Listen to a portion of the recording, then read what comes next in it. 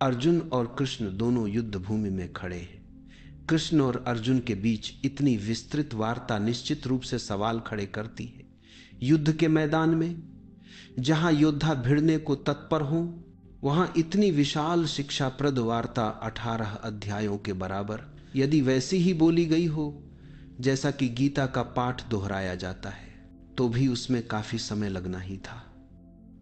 चाहे कृष्ण बिना रुके बोलते चले गए हों और अर्जुन की ओर देखे बिना आंख मूंद कर प्रवचन देते रहे हों, तब भी बहुत समय व्यतीत हो जाता।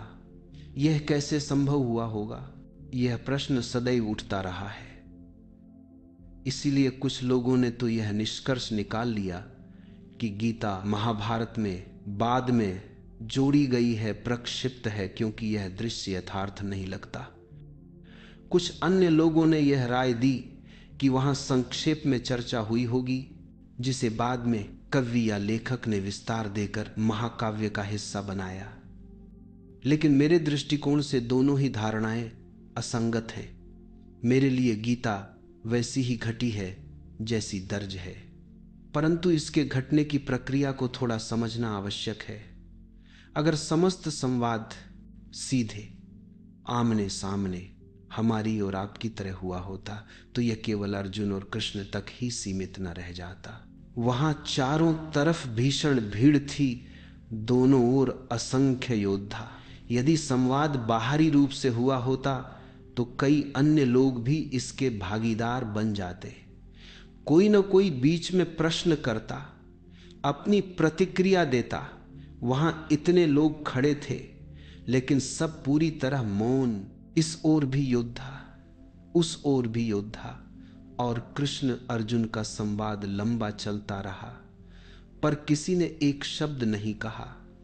किसी ने यह तक नहीं टोक दिया कि यह युद्ध का समय है, शंख बज चुके हैं, अब चर्चा स्थगित होनी चाहिए। पर किसी ने ऐसा नहीं कहा।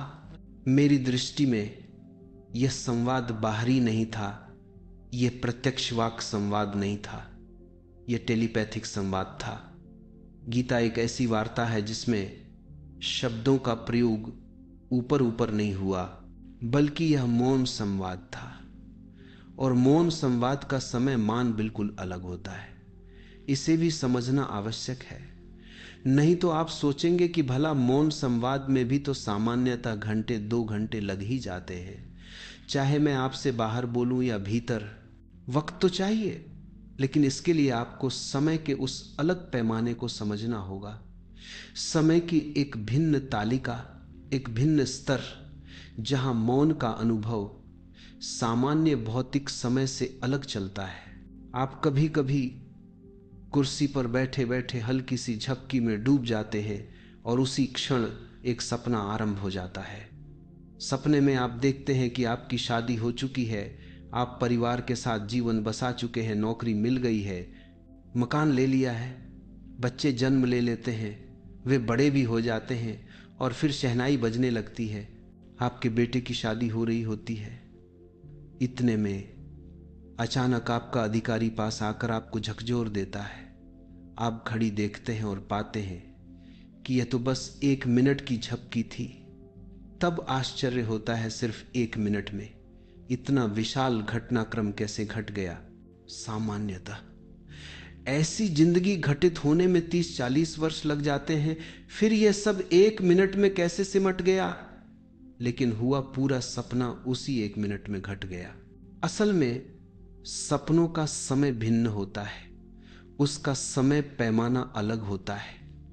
स्वप्न समय की धारा जागृत समय से पूरी तरह अलग चलती है, इसलिए 1 मिनट के भीतर पूरी जीवन गाथा सपने में देखी जा सकती है। अक्सर लोग कहते हैं कि जो व्यक्ति डूबकर मरता है वह डूबने से ठीक पहले अपनी पूरी जीवन कथा एक बार में देख लेता है। यह बिल्कुल संभव है, इसमें कोई कठिनाई नहीं, क्योंकि स्वप्न का समय अलग है और जागे रहने का समय अलग। यहां तक कि जागरण में भी समय का पैमाना हर पल बदलता रहता है, वह स्थिर नहीं है, वह झिलमिलाता रहता है। जैसे दुख की अवस्था में समय लंबा और भारी लगता है और सुख में वही समय छोटा प्रतीत होता है। कोई प्रिय व्यक्ति पास बैठ जाए तो घंटा गुजर जाता है और लगता है अभी तो मिनट भर पहले आया था, लेकिन कोई अप्रिय व्यक्ति साथ बैठ जाए तो क्षण भर भी भारी लगने लगता है। मन पूछता है ये कब जाएगा। घड़ी का समय तो समान रहता है, परंतु मन के समय का फैलाव और संकुचन निरंतर चलता रहता है। घर में कोई मृत्युशैया पर हो और आपने रात भर उसकी खाट के पास बैठे हो तो रात अनंत सी लगती है, जैसे वह कभी समाप्त ही नहीं होगी। वहीं अगर कोई अपने प्रेमी या प्रियजन के साथ नृत्य कर रहा हो तो वही रात भागती चली जाती है, मानो समय स्वयं शत्रु बनकर तेजी से निकल रहा हो। सांझ के बाद सुबह कब आ गई पता ही नहीं चलता, बीच का समय जैसे अस्तित्व में ही नहीं रहा। सुख में समय छोटा हो जाता है, सिर्फ महसूस नहीं होता, वास्तव में संक्षिप्त हो जाता है, और दुख में वह फैल जाता है। जागरण में भी समय का माप हर क्षण बदलता रहता है, और यदि किसी ने आनंद का एक भी सच्चा क्षण अनुभव किया हो तो उस समय तो समय बिल्कुल रुक जाता है। जब किसी ने यीशु से पूछा कि परमपिता के राज्य में सबसे अनूठी क्या बात होगी, तो यीशु ने कहा वहां समय नहीं होगा। लोग चकित थे, बिना समय के सब कैसे चलेगा, लेकिन आनंद का क्षण ही समय रहित होता है। यदि ध्यान की एक झलक भी किसी ने पाई हो या परमानंद का कोई क्षण शरीर मन से गुजरा हो तो उस पल समय समाप्त हो जाता है। इस बात पर महावीर, बुद्ध, लाओ त्से, यीशु, मोहम्मद सभी सहमत हैं कि आत्मानुभूति का क्षण कालातीत होता है, समय से परे। इसीलिए जो टेलीपैथी का समय है उसका समय मान बिल्कुल अलग है। वह क्षण भर में वही बात समेट सकता है जिसे व्यक्त करने में लिखित भाषा को 1.5 घंटा लग जाए।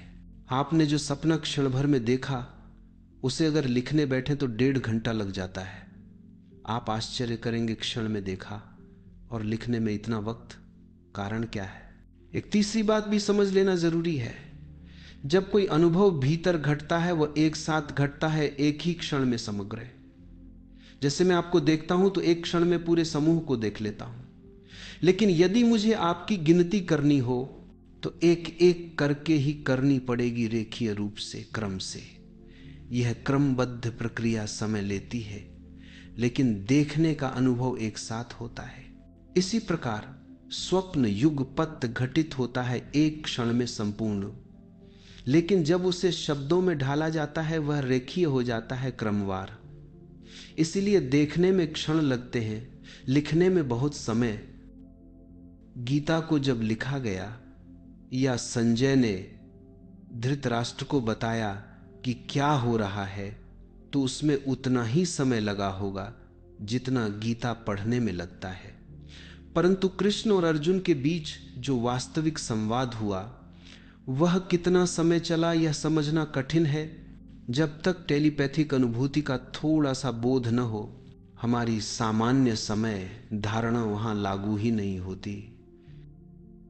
इसलिए संभव है कि युद्ध भूमि में खड़े किसी योद्धा को पता तक न चला हो कि कृष्ण और अर्जुन के बीच क्या घटा।